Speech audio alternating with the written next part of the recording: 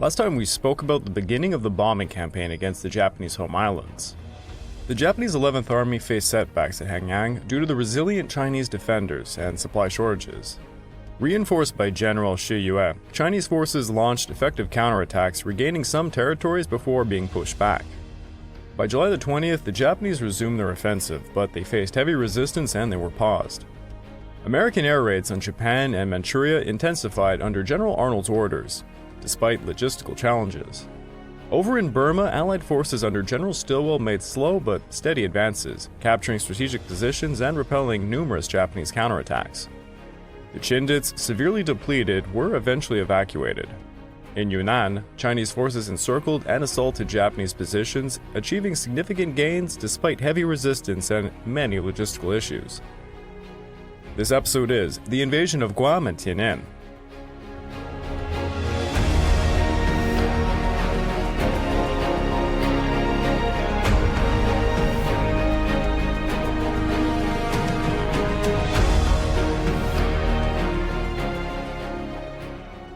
Welcome back to the Pacific War podcast week by week, and I'm your dutiful host, Craig Watson. But before we begin, I just want to remind you all that this podcast is only made possible through the efforts of Kings and Generals over at YouTube. Perhaps you want to learn a bit more about World War II? Kings and Generals has an assortment of episodes on World War II, and so much more, so go give them a look over at YouTube. So please subscribe to Kings and Generals over at YouTube and continue to help us produce this content by checking out www.patreon.com/kingsandgenerals. And hey, don't forget about our sister podcast over at The Age of Conquest, The Fall and Rise of China podcast, written and narrated by me. And if after all that, if you're still hungry for some more history, why don't you check out my personal channel, the Pacific War channel over at YouTube. Over there, I'm releasing a new series that's going to cover the Japanese invasion of North China and Inner Mongolia, and it's going to be featuring a new friend of mine who's doing some animation for me. Also, please, if you have a chance, check out my Patreon account at www.patreon.com/thepacificwarchannel. Because many of you have already joined up, I was able to get some money together so I could afford to pay off my friend who's going to be doing some animation for future projects I'm doing. For those who don't know, on my personal channel, I'm hitting the mid-1930s in this chronological series where I was covering the events before the Pacific War, and now I'll be covering the Pacific War in totality, event by event. So if you want to get more content like that, the best way to support me is to go check out my Patreon account. Today our episode begins with the ongoings of Operation Forager. Random side note, I recently did a podcast with a personal friend named Ian, and the podcast was, dedicated to the 80th anniversary of the D-Day landings.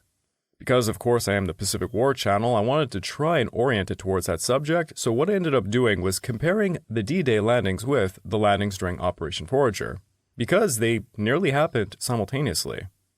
Yes, the D-Day landings at Normandy and the landings on Saipan, Guam, and Tinian happened near simultaneously, and this would see about 200,000 Americans being landed on two different parts of the world.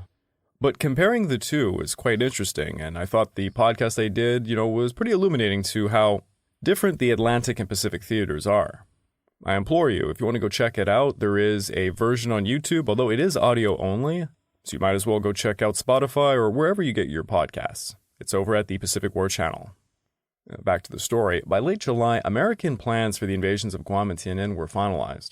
General Cate's 4th Marine Division was assigned to land on Tinian's White Beaches, while General Geiger's 3rd Amphibious Corps planned 2 amphibious landings nearly 7 miles apart to trap the Japanese in a double envelopment. General Ogata, who had just relocated his headquarters to Guam, commanded several troops on these islands.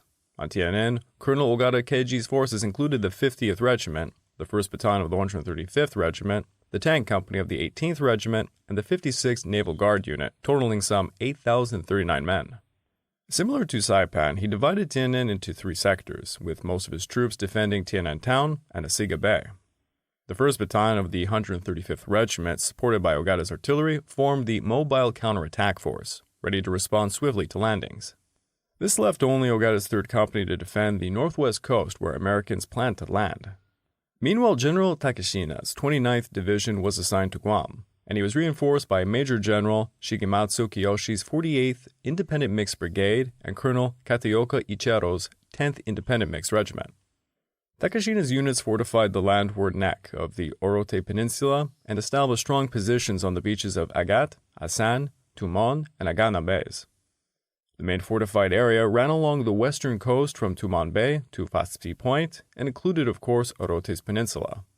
Other fortified beaches on the south and eastern coasts from Merozo to Pago Bay had been abandoned before D-Day, their defenders having moved to the north. Outside the main fortified area, the airfields were provided with some local defense by anti-aircraft and dual-purpose guns. The most notable and certainly the most effective fortifications on the island were constructed across the neck of the Orte Peninsula, which contained a fairly elaborate system of trenches and foxholes arranged in depth, together with large numbers of pillboxes and heavy-caliber weapons. Outside Orote, the prepared defenses were generally hastily constructed and often incomplete. The typical beach defense was arranged from the seaward side in 4 parallel lines. First were obstacles and mines on the fringing reef offshore. Second came beach obstacles and tank traps. Third were trenches and machine gun positions, like pillboxes, heavy weapons, artillery, and coastal defense guns, on the beaches or immediately inland. And finally came the machine guns, heavy weapons, and artillery emplacements on high ground inland. Insufficient advantage was taken of the high ground, and except on Oreote, little provision was made for the defense in depth. Even as late as the 5-week period of the pre-invasion bombardment, the Japanese continued to work frantically on improving offshore obstacles and beach defenses, to the neglect of positions in the rear. They also had 3 tank companies in reserve to strike the beachhead alongside the infantry. Additionally, the 54th Naval Guard unit, equipped with coastal defense and anti-aircraft guns, secured many positions with reinforced concrete. The Japanese set up specific defense sectors on the island. Shigematsu's brigade and Colonel Ohashi Hikoshiro's 18th Regiment held the Asan beaches and the Agana and Tumon bays. Colonel Tsunaga Tsunetaro's 38th Regiment defended the Agat beaches, while Kotake's forces manned the southern defenses. Additionally, Takashina had a mobile reserve behind the Fonto Plateau, which included 5 infantry companies, 1 naval unit, and 1 tank company. Only Ohashi's 2nd Battalion was positioned at Guam's northern end, while Katioka's 1st Battalion was deployed at Rhode Island. The Americans conducted the longest preliminary air and sea bombardment of the war against Guam, beginning on June the 16th after the invasion of Saipan. This bombardment intensified after July the 8th when American warships launched the greatest single naval bombardment program of the war, coordinated with Admiral Mitscher's carrier aircraft. Over the next 13 days, a total of 836 rounds of 16-inch, 5,422 rounds of 14-inch, 3,862 rounds of 8-inch, 2,430 rounds of 16-inch, and 16,214 rounds of 5-inch shells were fired at Guam's main defenses. That's a lot of damage. During the invasion of Roy-Namur, Admiral Connolly had earned the sobriquet Close in Connolly for his insistence that warships cruise close to the shore when firing at land targets. Here at Guam, he reaffirmed his right to the title, but more importantly, it was a systematic procedure he introduced for coordinating naval gunfire and aerial bombardment, and checking the results of each. A target board of 6 officers representing the air, gunnery, and intelligence sections of the staff was set up to assign primary missions for airstrikes and naval gunfire, and to assess the damages daily before designating the next day's targets. Aerial photographs were taken each morning, and on the basis of these, damage was assessed, and the new targets were assigned. In these operations, the Admiral's staff was aided by the presence aboard the Appalachian of General Geiger, who, as commanding general of the landing force, naturally had the greatest personal concern about the accuracy of both the bombardment and the damage reports submitted afterwards.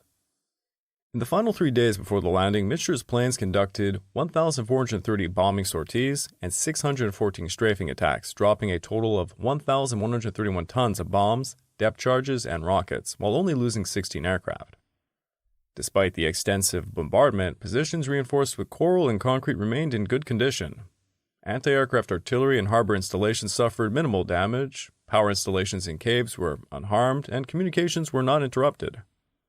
The intensity of the attacks on the western defenses suggested a likely amphibious landing there, prompting Takashina to abandon the ineffective southern and northern defenses. Meanwhile, Connolly's vessels carrying Geiger's southern landing forces departed Eniwetok for Guam between July the 11th and the 18th, arriving successfully by the 21st. Between July the 14th and 17th, 3 underwater demolition teams scouted the landing beaches, and under the protection of LCI gunboats, they removed 640 obstacles from the northern beaches and 300 from the southern beaches. On the morning of the 21st, in excellent weather conditions, the Americans began a preliminary bombardment. Admiral Connolly and Reifschneider directed the shelling of Asan and Agat beaches, respectively, while Admiral Mitscher's carrier aircraft bombed and strafed the 14 miles of coastline from Agana to Bangui Point. At 7:40 a.m., the assault waves crossed their departure lines under the cover of rocket fire from LCI gunboats. 8 minutes before landing, when the vehicles were 1,200 yards from the shore, Connolly's warships launched a final massive bombardment, and Mitscher's fighters provided covering strafing attacks. These attacks were to be shifted inland as the troops approached the shore. Despite the intense bombardment from ships and aircraft, the Japanese managed to target the assault waves, destroying 9 Amtraks from the 3rd Marine Division. Nevertheless, the waves of vehicles advanced, and at 8:28 a.m., the first LVTs landed 2 minutes ahead of schedule. Further south, shore fire was even heavier, hitting 1 LCI gunboat and destroying 13 Amtraks. However, the landing formation held, and the troops landed on schedule.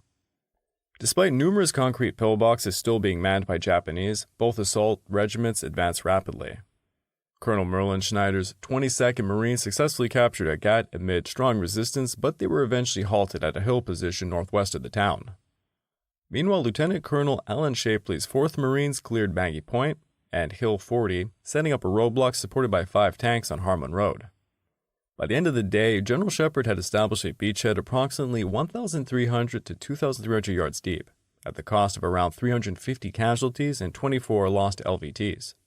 At 8:30 a.m., the infantrymen of Lieutenant Colonel Robert Adair's 2nd Battalion were climbing down cargo nets from their transports into the bobbing landing craft. They were there to carry them to the edge of the reef. By 10:30, all the boats were in position near the line of departure, waiting for the signal to go in. For 3.5 hours, they circled impatiently. At last, at 2:05, came the message to proceed to the beach and assemble in an area 300 yards inland from Gan Point. Unfortunately, no amphibian tractors were on hand to transport Adair's men over the reef and onto the shoreline, and of course their LCVPs were too deep drafted to negotiate either the reef or the shallow waters inland of it. Over the sides of their boats, the men climbed and waded the rest of the way in water, at least waist-deep high. Some lucky few were able to pick up rides in Marine LVTs on the landward side of the reef, but most stumbled in over the rough coral bottom, cutting their shoes en route and occasionally falling into deep potholes. Luckily, no enemy fire impeded their progress, and except for the dousing they got and the exhaustion they suffered, the troops of the 2nd Battalion, 305th Regiment completed their ship-to-shore movement without injury. Over to the north, Colonel Edward Craig's 9th Marines advanced steadily against fairly heavy machine gun and rifle fire, securing a beachhead about 1,500 yards deep. Colonel Arthur Butler's 21st Marines, facing only moderate opposition but difficult terrain, cleared Asan Town and gained a foothold in the face of the Fonte Plateau. Over at the left flank, Colonel William Hall's 3rd Marines encountered the heaviest resistance from 2 complex cave defense systems on Chinoto Cliff and Bonchu Ridge.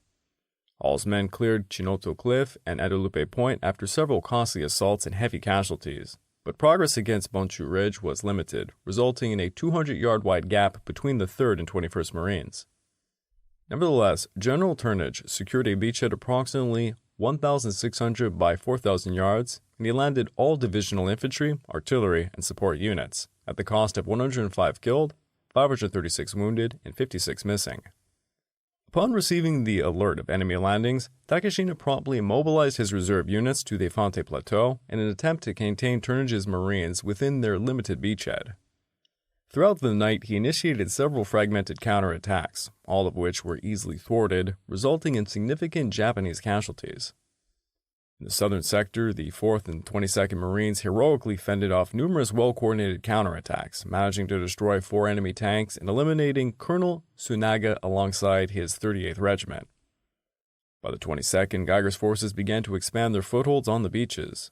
In the northern front, Hall's assault against the Bonchu Ridge faced formidable resistance. Despite some Marines reaching the ridge with support from 20mm and 40mm fire, they were compelled to withdraw due to intense mortar shelling, and unbeknownst to them, their relentless attack forced the Japanese to abandon the position, albeit at a significant cost to the 3rd Marines, which suffered up to 615 casualties and were unable to sustain the advance.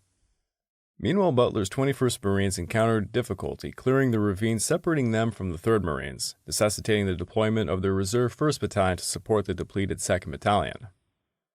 Over on the right flank, Craig's 9th Marines encountered minimal resistance as they swiftly secured the PD Naval Yard, followed by the landings of the 3rd Battalion on Cabarrus Island after extensive naval and aerial bombardment. The only significant engagement during the night was a Japanese bayonet charge backed by mortar fire, which Butler's 1st Battalion successfully repelled, inflicting heavy losses upon the enemy. Over to the south, following the night landings, the 305th Regiment underwent reorganization while Tanzala's 2nd Battalion relieved Shapley's 2nd Battalion. Schneider's 22nd Marines encountered moderate resistance as they moved northwards after crossing the Ayuya River. Despite lacking tank support, they advanced until halting approximately 250 yards north of RJ5. Simultaneously, Shapley's 4th Marines launched an assault against Mount Alifant's steep slopes, successfully neutralizing entrenched enemy positions using demolitions and grenades, although being hindered by rugged terrain. Eventually, a platoon reached the summit, finding no enemy presence. Tanzola's 1st and 3rd Battalions then advanced along Harmon Road towards Mayamnot Pass, navigating eroded hills and dense vegetation to secure the OA high ground line. The 306th Infantry Regiment's landing on the White Beaches required the entire day because of the communications problems and landing craft shortages. It was not until the next day that the 4th Marines were fully replaced by the 306th. 3rd Amphibious Corps Artillery was landed over White Beach 1, and at the same time, as was the 77th Divisional Artillery, leading to a great deal of congestion, especially when coupled with the landing of smaller units, supplies, and ammunition. Most artillery battalions were in place by nightfall, as was the 9th Defense Battalion deployed along the beaches. The defense battalions, besides providing air defense and direct fire support on ground targets, were positioned to engage any Japanese counter-landing attempts on the beachhead. The 77th Division, with the 305th on their right and the 306th on their left, would secure the southern portion, allowing the 4th Marines to move north while the 22nd Marines would seal off the neck of the Orote Peninsula. They continued their advance beyond Harmon Road and Mayamnot Pass, securing commanding positions overlooking the Orote Peninsula. Meanwhile, Schneider's 22nd Marines, initially advancing rapidly against scattered resistance, encountered intense enfilade fire from hills surrounded by rice paddies while attempting to maneuver across the neck of the Orote Peninsula. This compelled them to withdraw approximately 400 yards to the line of the hills south of the old Agat Road. Further to the north, Hall's 3rd Marines eventually discovered that the Bunchu Ridge had been deserted. However, following their cleanup operations, they were not in a condition to advance any further. Craig's 3rd Battalion successfully secured Cabarrus Island and then relieved the 2nd Battalion on the mainland. Meanwhile, Butler's 21st Marines faced challenges in bridging the gap with the 3rd Marines and encountered limited progress against well-fortified enemy pillboxes on the plateau slopes. Turnage initiated the first contact attempt with Shepard's brigade on July the 24th, but the 30-man patrol was forced to retreat due to enemy fire. Despite Butler's 2nd Battalion's efforts to close the gap by attacking up the ravine, they were repeatedly hindered by heavy machine gun fire from caves on the cliff sides. Although both the 3rd and 9th Marines managed to enhance their positions, Turnage's casualties rose to 2,034 since the initial landing. Further south, Shepard, in response to the formidable defense on the neck of the Orote Peninsula, instructed Schneider to advance the 1st and 3rd Battalions in command columns along the Agat-Sumay Road. The objective was to penetrate the enemy lines and seize the O2 line from the coast to Apra Harbor, while the 2nd Battalion shifted to occupy strategic high ground near Atantano from its position on the old Agat Road. This maneuver not only flanked the Japanese strongholds guarding the rice paddies, but also established a barrier across the neck of the Orote, securing the beachhead line in front of the brigade. Following an extensive air, artillery, and naval bombardment, Schneider's primary thrust along the Agat-Sumay Road encountered determined resistance but successfully advanced to the R2 line. The 1st Battalion then spread out to the right, while the 3rd Battalion veered further east across the hills, swiftly capturing the fortified positions around the rice paddies that had posed significant challenges the previous day. By nightfall, the 1st Battalion had reached the O2 line, but the 3rd Battalion halted 400 yards short of its target, prompting Shapley's 2nd Battalion to fill the breach between them. After repulsing a vigorous counterattack, the 2nd Battalion pushed forward with minimal opposition and secured Atantano. Consequently, by the end of the 24th, Shepard had firmly established his beachhead and contained the enemy on the Orote Peninsula, albeit with casualties totaling 200 killed, 748 wounded, and 97 missing. General Bruce, with the remainder of the 77th Division, assumed control of most of the beachhead perimeter, while Shepard's Marines readied for the capture of Orote. Subsequently, after repelling several tank-led counterattacks resulting in the destruction of 12 Japanese tanks, they sealed off the peninsula entirely by July the 25th. By the afternoon, approximately 2,000 armored troops under Commander Tamai Asiachi were confined to 8 square miles of the Orate Peninsula. Meanwhile, Turnage pressed his forces to secure the objective beachhead definitively. Accordingly, the 9th Marines progressed southwards along the Apra Harbor shoreline towards the Aganda River, reaching the midpoint before being compelled to retreat to the Lagas River due to Craig's stretched lines. Meanwhile, the 21st Marines faced formidable defenses at the Mount Chachao, Alutan, Tenyo complex, managing to establish defensive positions just shy of Mount Tenyo Road after slow progress. Simultaneously, the beleaguered 3rd Marines were reinforced with Craig's 2nd Battalion, as they launched a determined assault, overcoming moderate resistance and mortar fire to seize Mount Tenyo Road, to gain a vantage point. Despite the extended front lines, troops stationed on the newly captured high ground could finally survey the terrain ahead by nightfall. As Takeshina consolidated his forces on the plateau, he prepared for a coordinated counterattack aimed at dividing and conquering the enemy. The 48th Independent Mixed Brigade planned to strike Turnage's left flank before pivoting northeast to target Hall's rear. Meanwhile, the 18th Regiment aimed to assault Butler's positions and advance towards the coast to establish a new defensive line, targeting the enemy's headquarters, artillery, and supply lines. Additionally, elements of the 10th Independent Mixed Regiment were tasked with exploiting a 800-yard gap between the 9th and 21st Marines, protected only by the 3rd Reconnaissance Company. In a desperate move following a failed attempt to evacuate by barge, Tamai opted for a nighttime banzai charge, with his trapped 2,500-strong force, seeking to break free from the Orate Peninsula to join Takeshina's troops at Fonte. After dusk, the intermittent showers that had been falling all throughout the day became more frequent. A heavy downpour hampered organization of the brigade's defenses for the night. On the other hand, the pitch blackness and the unpleasant weather aided the Japanese in making preparations for their supreme effort. Marines in the front lines could hear screaming, yelling, laughter, and the breaking of bottles as the Japanese made final arrangements. At times, so much clamor could be heard that reports reached the command post that the assault had started. Afterwards, someone aptly said that in the confusion, quote, "Sounded like New Year's Eve in a zoo." While the enemy made ready and drank, Marine artillerymen laid down normal barrages along the swamp's edges and at all the other points of possible penetration. Shortly before midnight, the Japanese commanders felt that their men had reached the proper emotional state, and the assault began. Sake-crazed attackers swarmed from the cover of mangroves in front of the 3rd Battalion 22nd Marines. Led by flag-waving, sword-swinging officers, the enlisted men stumbled forward carrying everything conceivable. Unsteady hands clutched pitchforks, sticks, ball bats, and pieces of broken bottles together with normal infantry weapons. The assault faced formidable resistance from Marine forces, particularly Shapi's 1st Battalion, which alone accounted for 256 enemy casualties. When the surging Japanese mass came within range, Marine forward observers and company commanders gave the order to commence firing. Brigade, 77th Division, Corps Artillery, 37mm guns, 81mm and 60mm motors, machine guns, rifles, and grenades saturated the entire area. At one time, officers brought the fire of the Pack Howitzer Battalion, 22nd Marines, to within 35 yards of the front lines in an attempt to stop the swarming horde. One weapons company lieutenant reported, "Arms and legs flew like snowflakes. Japs ran amok. They screamed in terror until they died."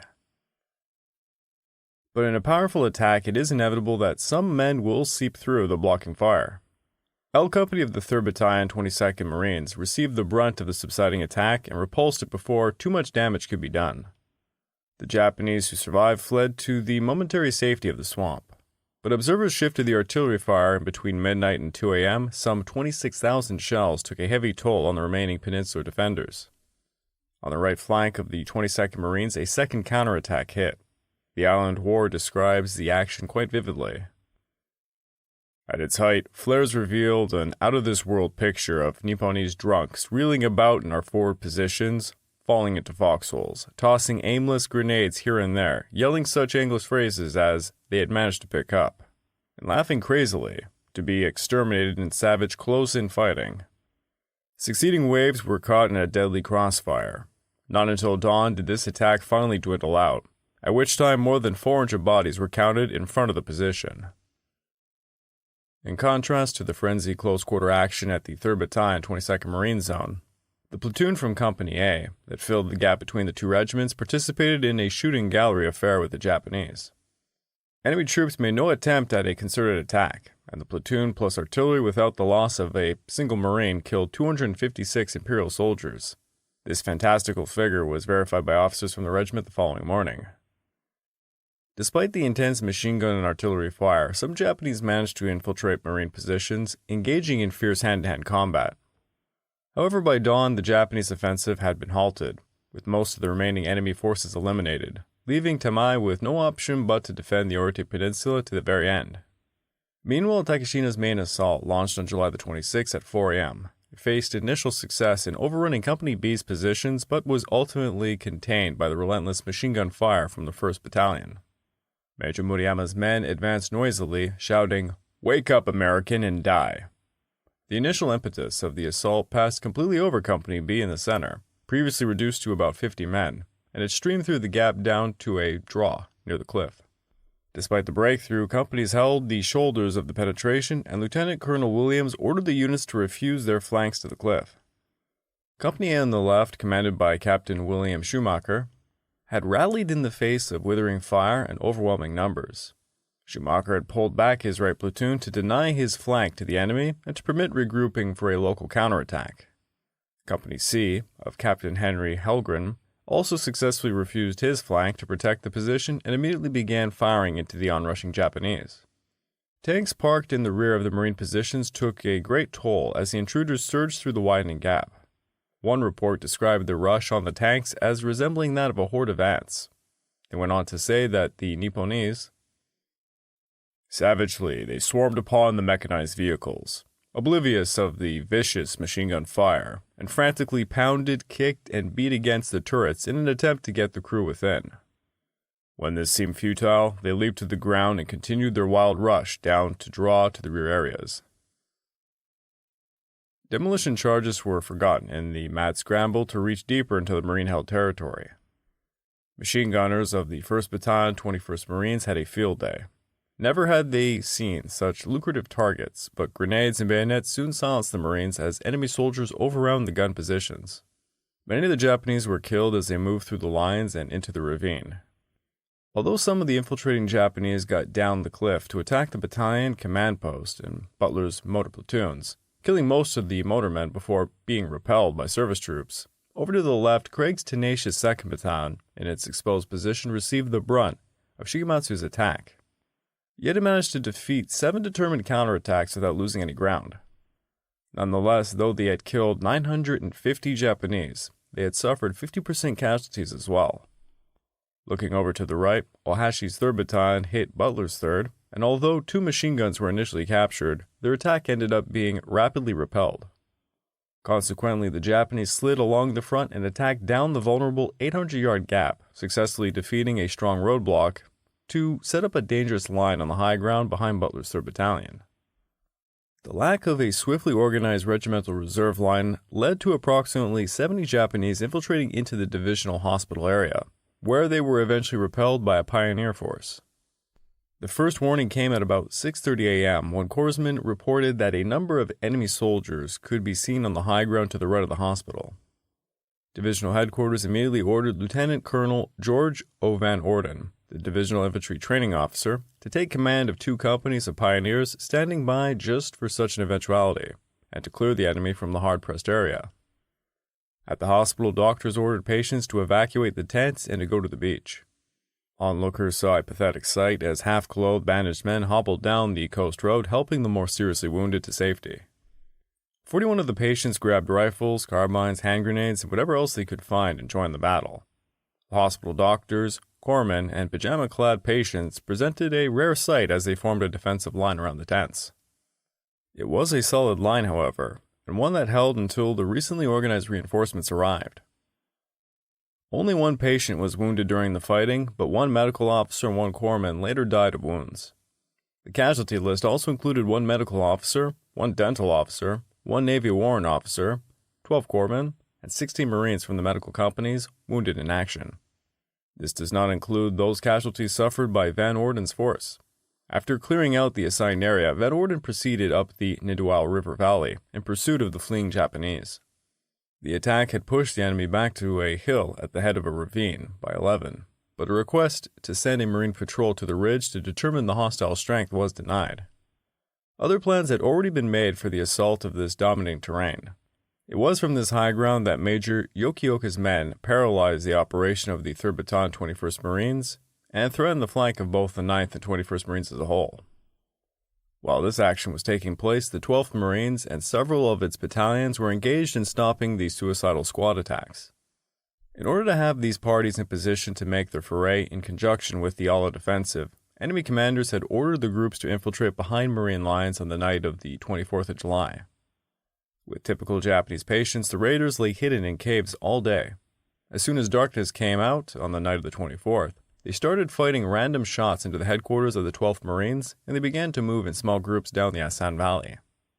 A hand grenade duel went on during the early hours of darkness, but some of the intruders sought the safer confines of a cave not just 20 feet from the headquarters fire direction center. The artillerymen's perimeter defense held, and only one of the enemies succeeded in getting through to the guns. He was killed in the 3rd Battalion's area before he could do any damage.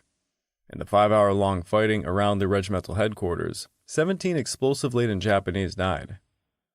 Most of them carried packs containing about 20 pounds of TNT with ready detonators, while others carried magnetic mines. With the coming of daylight, patrols went out to clean up any troops that might cause trouble later that day. Men of the 12th Marines killed approximately 50 to 60 more of the enemy soldiers and drove the remainder into areas where they could be liquidated one by one. Now, despite the initial success of Takashina's well-coordinated counterattack, by noon his forces had suffered defeat, marking the breaking of the backbone of the Japanese resistance on Guam. Marine casualties were significant, with around 166 killed, 645 wounded, and 34 missing between July the 25th and the 27th. Consequently, the 9th Marines retreated approximately 1,500 yards to establish better defensive positions, and a battalion of Colonel Stephen Hamilton's 307th Regiment was deployed near Petite Naval Yard. However, the focus now shifted to covering the invasion of Tinian. While naval guns had intermittently harassed Tinian since June the 11th, the preliminary bombardment of Saipan's sister island commenced on June the 20th, with the 1st Army Artillery Battery targeting northern Tinian. By July the 9th, the 531st Field Artillery Battalion had fired a total of 7,571 rounds. Following the fall of Saipan, the remaining 24th Corps, artillery and marine howitzers intensified the bombardment, maintaining a continuous round-the-clock schedule and expending a total of 24,536 rounds on northern Tinian. For the most part, the 14th Corps Artillery confined its efforts to the area north of the line between Gurguan Point and Masalok Point, while aircraft restricted their efforts to the southern half of the island. Naval ships were assigned any targets on Tinian deemed unsuitable to either of the two arms. Coordination of these three supporting arms was assigned to the Corps Artillery representative attached to General Schmidt's staff. In one instance, an artillery air observer discovered 3 140mm coastal defense guns on Masalok Point that were within easy firing range of White Beaches 1 and 2, but were masked from field artillery.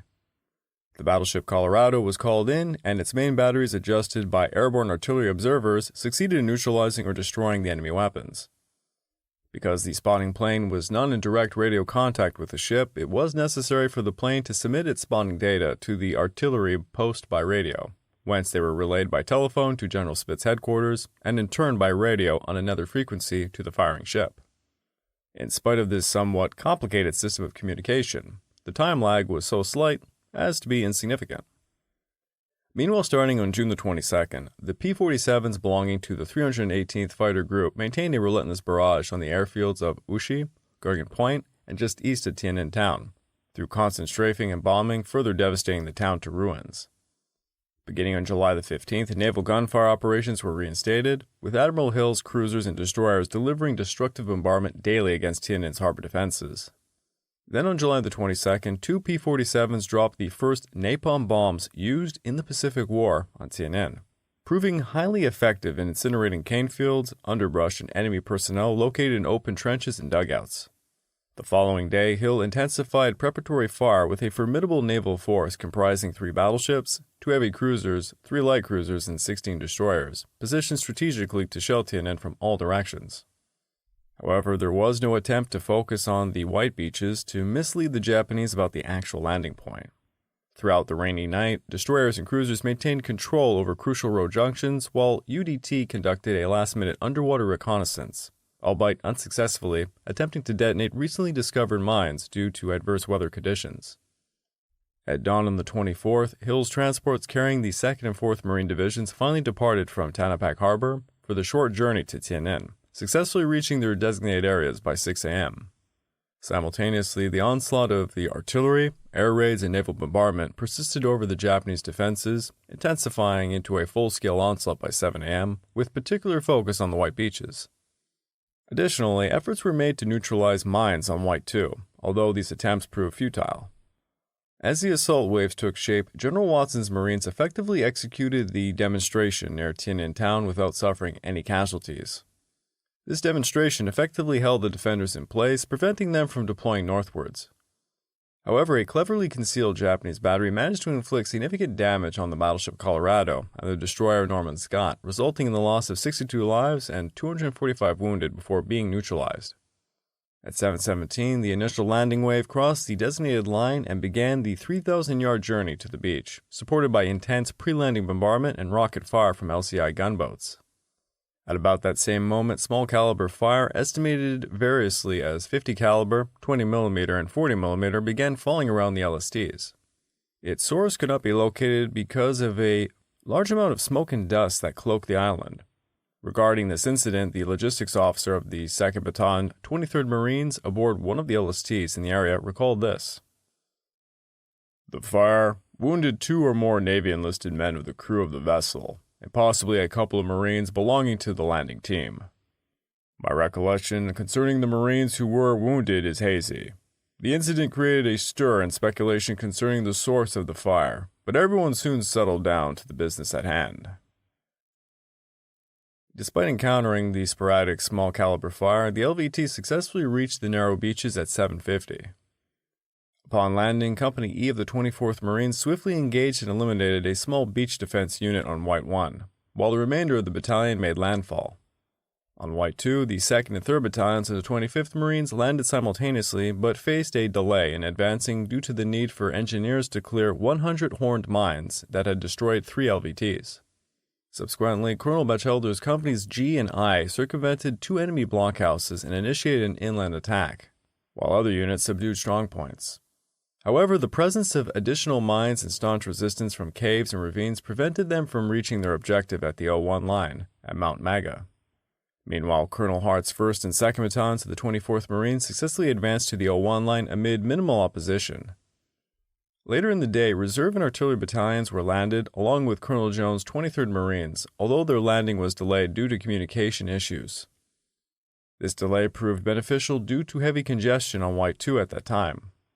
By nightfall, Colonel Wallace's 1st Battalion, along with the 2nd and 4th Tank Battalions under Hill's command, successfully disembarked 15,614 men ashore. General Cates anticipated Japanese counterattacks, directed his troops to halt at 4:30 to fortify defenses, achieving a beachhead spanning about 7,000 yards. This came at a cost of 15 Marines killed and 225 wounded. Ogata, as expected by Cates, immediately ordered counterattacks with the 1st and 2nd Battalions of the 50th Regiment, and he mobilized the mobile counterattack force. While Japanese probes commenced at 10:30, the major assault, marked by fierce banzai charges, began after midnight. The attack on the left came first and lasted longest. At 2 a.m., men of the 1st Battalion, 24th Marines, strained their eyes through the black moonless night, suddenly saw a compact group of Japanese a short 100 yards away. The Marines opened fire. The compact group became a screaming mass of attackers as the 1st Marine bullets and shells found targets. Now the shadows were alive with about 600 leaping Japanese naval troops loaded with aggressive spirit, requiring no instruction to make their screaming charge. Marines called flares into action. The battlefield became light. Marines needed no orders either. The 37mm guns sprayed canister, machine guns cut into enemy areas with grazing fire, rifles pounded out a sighted or suspected target, motors crunched into defilade areas, artillery crashed steadily behind the Japanese to shatter and destroy any reinforcement groups. The tightly packed foe was a choice target for all of these weapons, and hundreds of shells lashed into their ranks. At no time did the enemy penetrate the 1st Battalion, but extremely heavy pressure against Company A, the unit that bore the brunt, caused the battalion commander to reinforce it with engineers, corpsmen, communicators, naval gunfire liaison, and shore party personnel. The fight continued hot and heavy until about 5:45 a.m., when dawn and vigor of the enemy effort broke simultaneously. Medium tanks from Company B, the 4th Tank Battalion, entered the fray at this time and stopped all further thrust at the Marine lines. Many Japanese, convinced that all was lost, committed suicide with grenades. While armored amphibians afloat fired on enemy groups hiding along the coast, Marines of the 1st Battalion 24th Marines mopped up the area to their front, an activity completed by 7 a.m. They counted 476 Japanese bodies, most of them within 100 yards of Company A's lines. Although no figures were available for the Marine casualties in this action, the battalion commander estimated that Company A was reduced to about 30 men with usable weapons before the enemy was repulsed. Ogata's infantrymen struck Kate Center 30 minutes later, yet their efforts were thwarted by intense small arms, mortar, and 37mm fire. Despite briefly breaching the line through weak points, they were ultimately defeated by rear elements after prolonged and heavy fighting. This time, though many of the attackers fell forward of the lines, others penetrated a weak spot at the boundary between the two Marine regiments. About 200 Japanese poured through this spot before the flow could be stopped, and after pausing in a swamp behind the lines, the enemy force speared out in two prongs, one straight into the beachhead towards the U.S. artillery positions, the other turning west in the 25th Marines' rear areas. The later group of the Japanese attained first contact when they met a well-prepared support platoon of the 3rd Battalion 25th Marines. Positioned to contain just such a penetration as had occurred, the Marines quickly eliminated this Japanese threat, killing 91 in a brief, violent skirmish. The other prong pushed deep into the rear of the beachhead, finally reaching the 75mm howitzer firing positions of the 2nd Battalion 14th Marines. Battery D, firing a mission for the 24th Marines, suddenly found itself beset from the front by many determined Japanese. Marines not actively engaged in servicing the howitzers rallied to the defense of their positions with small arms, while the remainder continued firing an artillery mission for the 24th Regiment. Later, as pressure mounted, all hands turned to the task of stopping the Japanese close at hand. At this juncture, the .50 caliber machine guns of the other two batteries, E and F, of the battalion leveled a heavy volume of enfilading fire into the area forward of the besieged Battery D. This fire, in the words of a battalion executive officer, literally tore the Japanese to pieces. To reinforce Battery D in the bitter fight, Company C, the 8th Marines, arrived at 4:45 a.m., but by then the situation was well in hand. The Japanese had faltered and stopped before the deluge of small arms fire.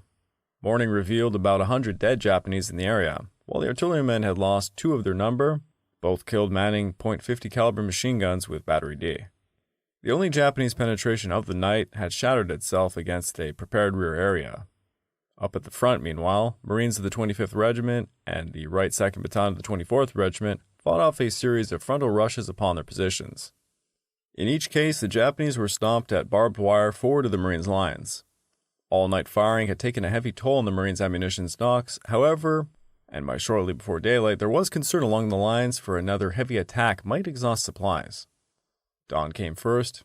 Attached tanks moved up at once to the range of the area forward of the lines.